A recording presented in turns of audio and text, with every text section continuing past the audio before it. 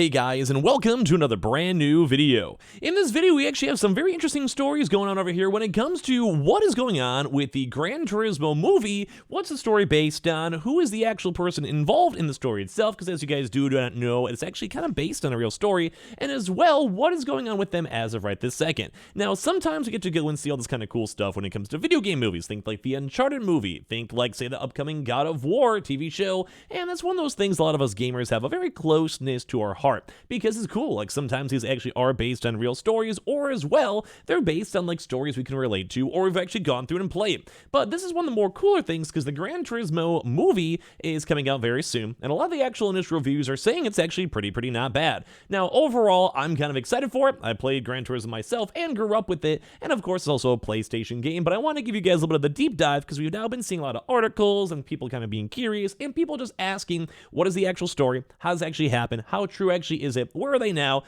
I'm going to cover that throughout this video. So make sure you guys are subscribed with the notifications on. We have the Twitter and Twitch down below if you guys want to follow. And of course, give your thoughts and comments down below.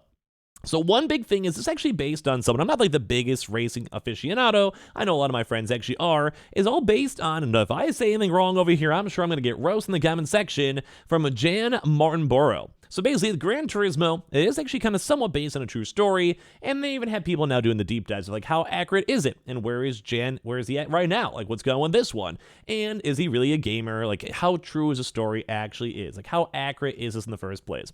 So as the marketing has been stating, Gran Turismo actually is based on the real story of a gamer that did become a racer, as is based on the real-life story of British racing driver Jann Mardenborough, which I've heard the name before, funny enough. The new movie follows Mardenborough, basically Archie McConaughey, as he competes in the inaugural GT Academy, or think like Gran Turismo Academy, an initiative from Nissan marketing executive Danny Moore, Orlando Bloom, that good-looking guy, where he's trained by Jack Seltzer as well to become a real-life driver. Gran Turismo is more of the underdog story, and I'm sure if a lot of you guys might be interested in it if you guys in the PlayStation ecosystem itself, right down the triumph of the final race, in several moments where you have me thinking like if it's actually, whether it's actually accurate, like did it really happen, did it not? So we're going to go and dive into this one of how accurate actually is this story that's been being portrayed and being pushed and marketed.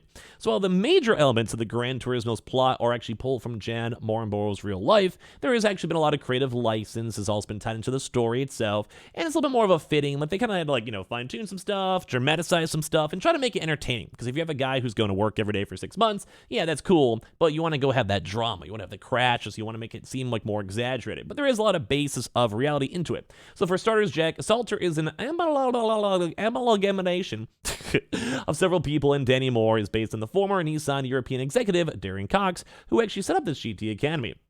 He wasn't actually the very first winner, though, of the GT Academy, which was established in 2008 and first won by Lucas Ordonez. Mardenborough was one of the 2 winners of 2011, but while the facts are shuffled, the GT Academy really did turn Gran Turismo drivers into real life. So the whole idea and premise is like you play the video game, you're good at the game, you have a chance to do stuff in real life and test it on out, because it is somewhat similar. Like, you want to know like the formations of when to turn, when to get gas, how to actually drive the car, how to handle the car, how to do marathon driving. And there is like actual elements that you can learn in the game itself. Now, it's obviously not a one-to-one, but it's like one of those things where you're kind of technically practicing. Like, even like in military, we'll have people practice things on like boats and buses or whatever it might be, because number one, you don't always have the budget or the gas or the time or the experience, or you don't want to maybe crash into a car or whatever.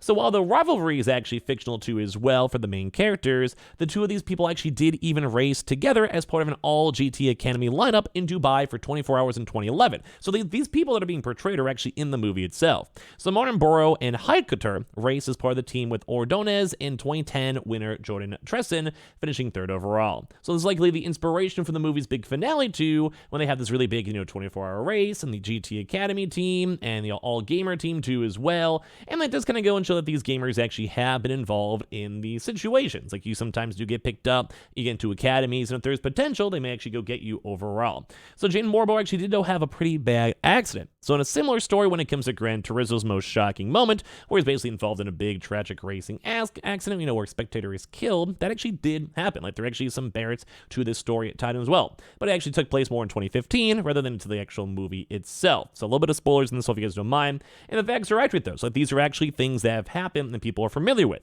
as in real life, Mardenborough was racing at the Nuremberg, and when his car became airborne at the Flugplatz, which at the movie states translates to the airfield, and due to the fact that cars can leave the asphalt, his car crashed into spectators, injuring people and actually killing someone as well. So like, not to go and like downplay it at all, because that's a horrible situation, but it is like accurate for the movie and the situations and everything else going on. Like there is some merit on the whole experience, which I think actually makes the movie a little bit more interesting and more likely for me to want to go check out. So for Mardenborough though, it was crucial that the movie included the incident. It's my life. It's part of my story, he told driving.co.uk. So I feel it would be a disservice for the audience for that not to be there. So even if it's a horrible thing and horrible memories, it did happen. I made sure all of us that were with the production, the producers, the scriptwriter, and basically had a chance to explain how it actually went down, because it needed to be correct because someone lost their life in this incident, and the movie does a great job of like portraying this and kind of showcasing the hardships of everything that happened with this. Like it's like an actual real life true story.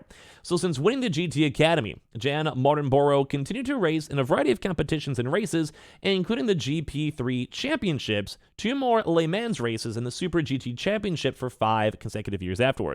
He took time off of racing during 2021 and 2022 to work as a development driver for Nissan and, funny enough, even McLaren in Formula E. In the late 2022, Mardenborough also filmed for Gran Turismo as a stunt driver for himself, which is kind of crazy to see that a movie based on somewhat on his own character, he was literally involved in the movie itself. It also would be a disservice for him to not be involved in the movie, although as I'm sure you guys know, like sometimes you need to have other characters portray you and be a part of you too as well.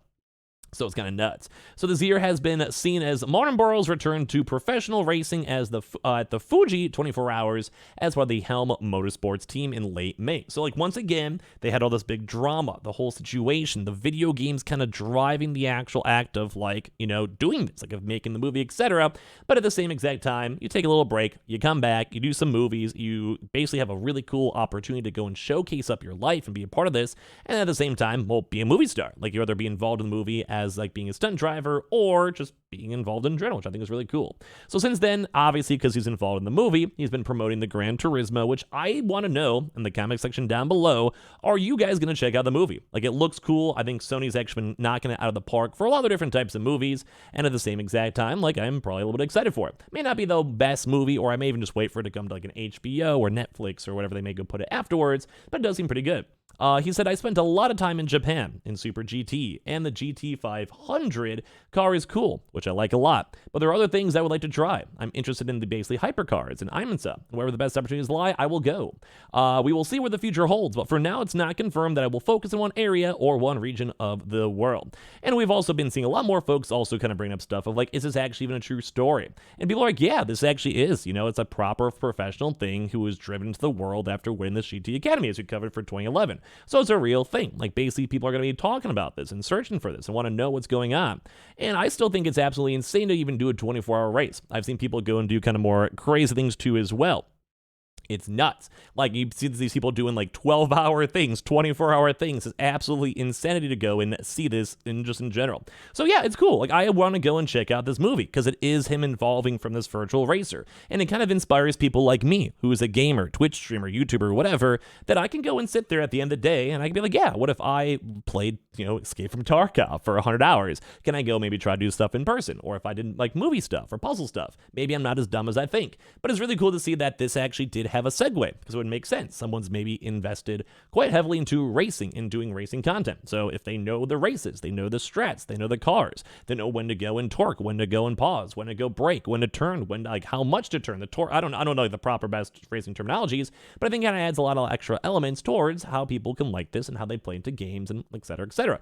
And especially as we even see maybe like Twitch streamers like a Ninja or like old school Tfue or whoever it might be, inspiring the younger folks to be like, yeah, like I played games and I still turned out okay because I did all this cool stuff myself. It's a little bit of a ramble on that one, but it's kind of cool that Gran Turismo is based on a true story, and this true story actually has characters that matter and people that are still relevant and even involved in the movie itself, which I think is actually very, very cool to see. So I want to hear your thoughts and comments. Are you guys going to check out the movie? Do you think this is kind of a cool story? Do you think this is something you will want to watch? I would love to know down below. Make sure you guys are subscribed with the notifications on. We have the Twitter and Twitch stream as well. Down below, we also have all the Amazon links too, and I appreciate you guys all so much for watching. Hopefully the movie is super cool.